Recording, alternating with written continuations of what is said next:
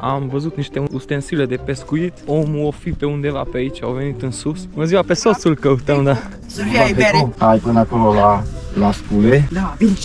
Nu se te duci să fie ai două bere. Suntem la termocentrala Iernut.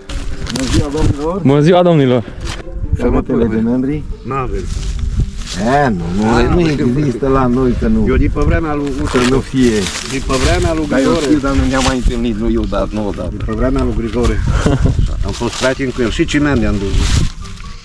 Să știi.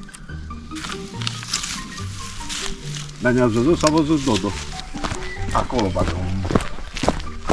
Acolo unde e ăla? Aici, la salca, aleagă de salcă. De acolo l-a luat acolo. Le-a luat anul trecut locul întâi. Da, să cer barcă de la... Să răspunde ață de barcă. Sigur. Până când stai. Eu aș vrea să stau până duminică. Până să închide, trebuie să stai. O zi plăcută, domnule. Fire întinse. Fire întinse. Mulțumesc la fel. Ce să zic, acum sperăm. Șansa nu moare. Așteptăm.